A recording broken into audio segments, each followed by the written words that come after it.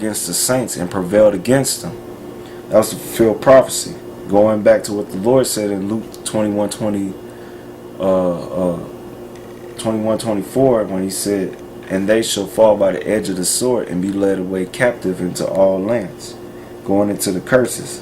Deuteronomy chapter 28 verse 25, "The Lord shall cause thee to be smitten before thine enemies. Thou shalt go out one way against them, and flee 7 ways before them, and shalt be removed into all the kingdoms of the earth." Okay? That's right.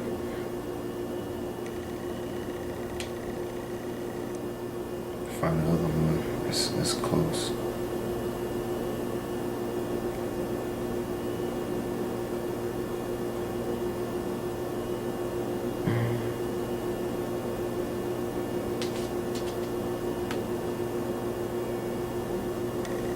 Alright. This is Deuteronomy chapter 28 verse 49. "The Lord shall bring a nation against thee from far, from the end of the earth," because the so-called white man came from the eastern hemisphere, alright, to this side of the world. So that would be like the ends of the earth for us on this side. Alright.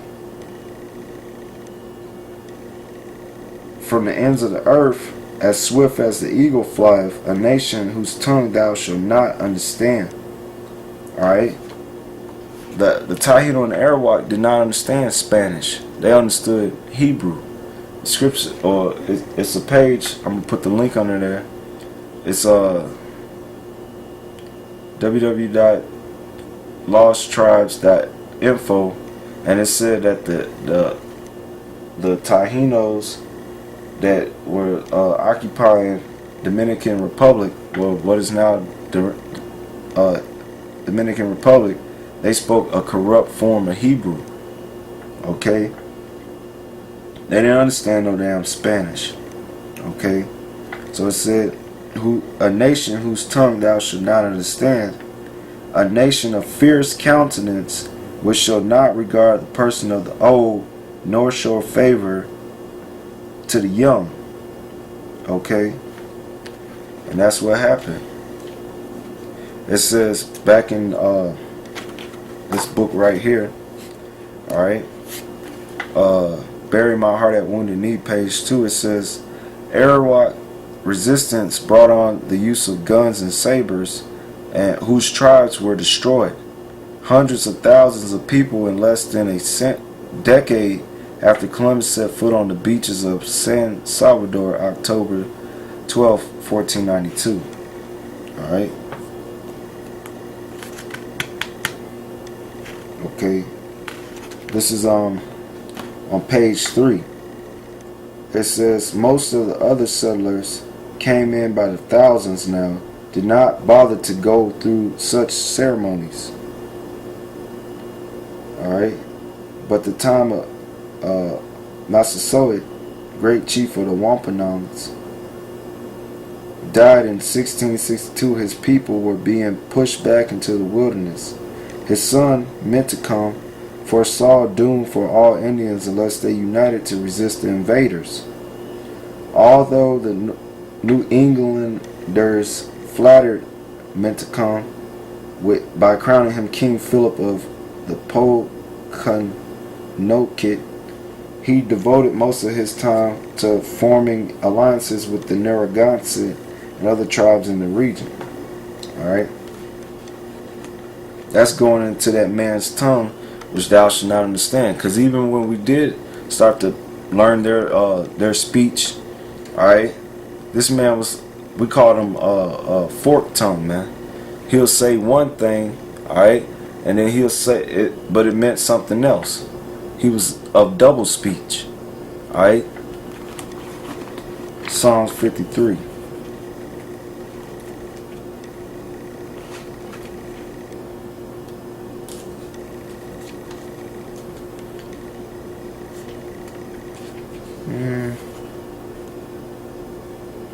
Go to Psalms 52 now. Psalms 52. Verse 2. "Thy tongue deviseth mischief like a sharp razor, working deceitfully." Thou lovest evil more than good, and lying rather than to speak righteousness. Thou lovest all devouring words, O thou deceitful tongue. Talking about the so-called white man. Alright? Because he will speak, but his speech didn't match his actions. Alright?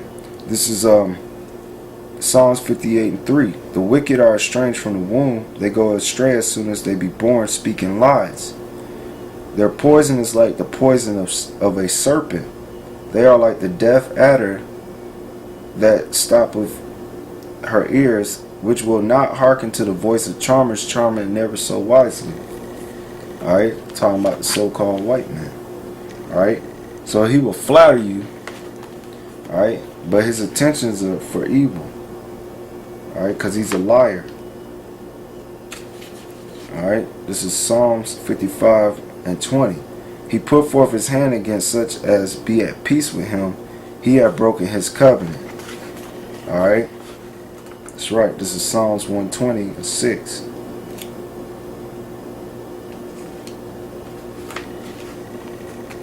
It says, my soul have long dwelt with him that hateth peace. I am for peace, but when I spec, they are for war. Alright? So he broke all these covenants. Oh, I come in peace. Oh, yeah.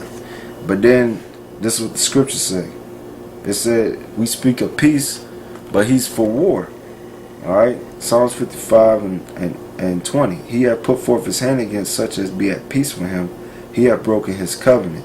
The words of his mouth were smoother than butter, but war was in his heart. His words were softer than oil, yet were they drawn swords. That's what they did. Alright? What is that? Psalms 28:3.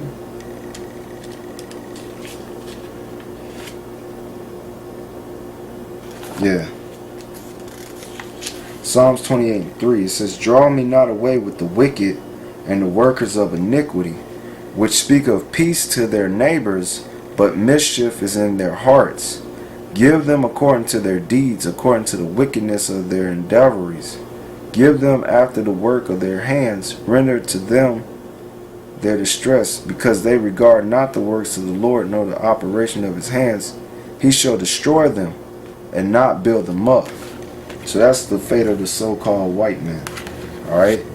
He came speaking all smooth and shit, but he had ill intentions. Like it said right here, it says, meant to come foresaw doom for all Indians unless they united to resist the invaders. Although the New Englanders flattered meant to come by crowning him King Philip of Connecticut, he devoted most of his time to forming alliances with the Narragansett and other tribes in the region. In 1675, after a series of arrogant actions by the colonists, King Philip led his Indian confederacy into a war meant to save the tribes from extinction. The Indians attacked 52 settlements, completely destroying 12 of them, but after months of fighting, the firepower of the colonists virtually exterminated the Wampanoags and Narragansett. King Philip was killed and his head publicly exhibited at Plymouth for 20 years. Along with other captive Indian women and children, his wife and young son were sold into slavery in the West Indies.